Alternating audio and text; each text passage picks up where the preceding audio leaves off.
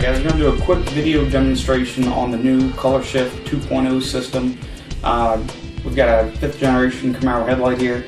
It's already got the rings installed, so let's go ahead and turn it on. Alright, right now we've got it basically on a demo pattern where it's slowly transitioning through several different colors. When you're using the new system, there's a couple ways to select the color that you want. One is to while it's in a pattern such as this, you can actually use the pause button on your remote to pause the color that you want. So if you wanted a, let's say an orangey color or a greenish color, you can actually take it right here and hit the pause button and it's paused, and you can stick with this color. And then you could also save this color, program it to one of the 8 different preset buttons on here, and always go to that green color when you press that particular button.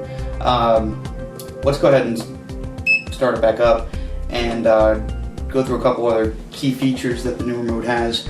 Another one is that the remote, you can actually take it and dial in the color using red, green, and blue, where you could take the red here and actually dial up the brightness of the red, which in this case it started off as a blue, so it's going to become like a purplish color with the red dialed up. You could also take green and dial up the amount of green that's in here, which is going to start making it into a whiter shade.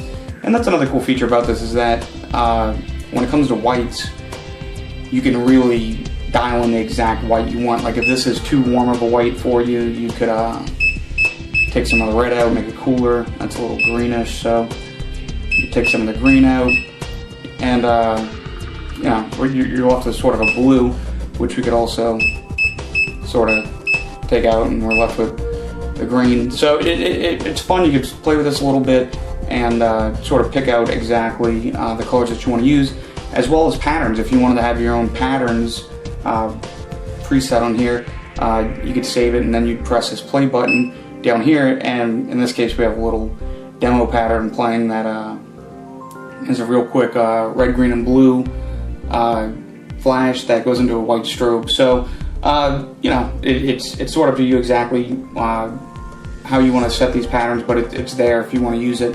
What we'll do is we'll go ahead and pause this for a second, and we'll go through the contents of the box and how to hook up this controller. Okay, when you receive your Oracle ColorSHIFT Halo Kit, you're going to have 2 boxes, the larger of which is going to contain the halo rings. The smaller box is going to contain the controller and the remote for the operation of the ColorSHIFT rings. So let's go ahead and go through the contents of this box here. First is the actual controller itself. This has all the same buttons that you're going to find on the remote, as well as a little preview window here that has an LED inside of it that will show you the color that the rings are on at any given time. So if you can mount this box somewhere where it's visible, that's helpful, because this is a cool little feature to have. The other part is the actual remote. Again, it has pretty much all the same features that you'll find on the box. It just enables you to be able to control this from outside of the vehicle. And last is the infrared eye. You're going to want to mount this on your dashboard or somewhere where you can actually point the remote and basically point the remote at it. So driver's side, corner of the windshield's pretty much where we've been installing these. Now for the larger box, that contains your rings.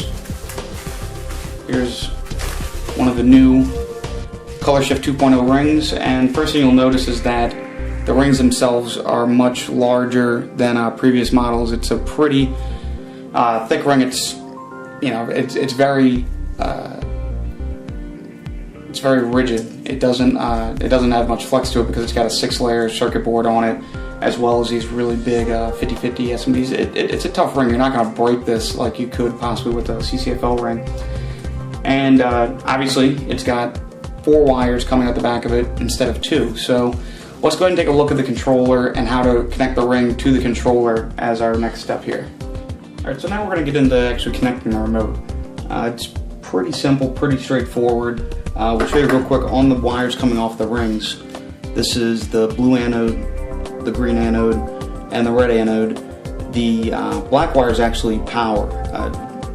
Since the red anode is using this red wire here, power, normally you would think of that as being red, but in this case, the red is the red anode that goes to the red spot on the controller here. So the black is actually power.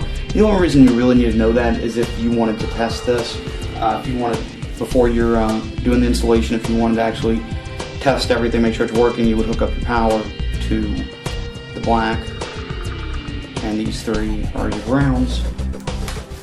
Here's the ring, and let's just turn on power real quick. And now we're actually going to go ahead and hook up our control box.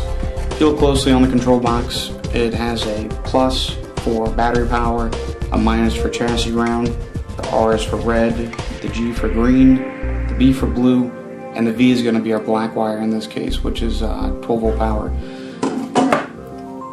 To get started, basically slot 1 is our plus, so we're going to hook up battery power to slot 1. In this case, we're bench testing this, so we're just going to assume that this red wire here is going to a battery, and the black wire here is going to a ground, clean chassis ground. The first slot, or the third slot rather, is going to be R for red, so we're going to insert our red wire here.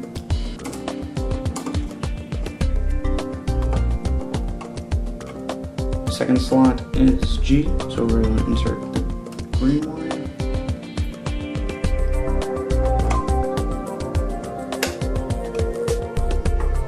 Slot number 4 is B for blue.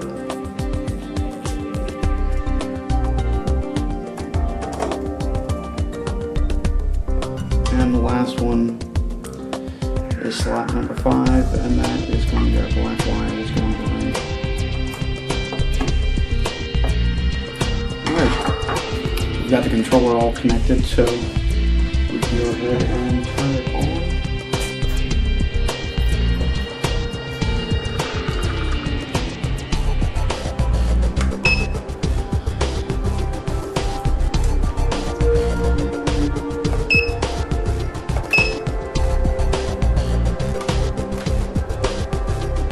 So we go through a couple different modes just to sort of check everything out here.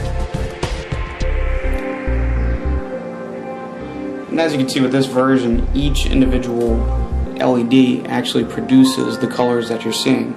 So it's not made up of individual LEDs. It technically is. Each one of these 5050 diodes is a 3-chip LED, which means it has 3 of the 3528 LEDs inside of it. So basically each one of these is as strong as 3 of the LEDs on previous models of this type of ring. So that's about it. If you guys have any questions, obviously this is going to come with its own written instruction guide, so refer to that, and if you have any other questions, feel free to give us a call and speak to one of our technicians.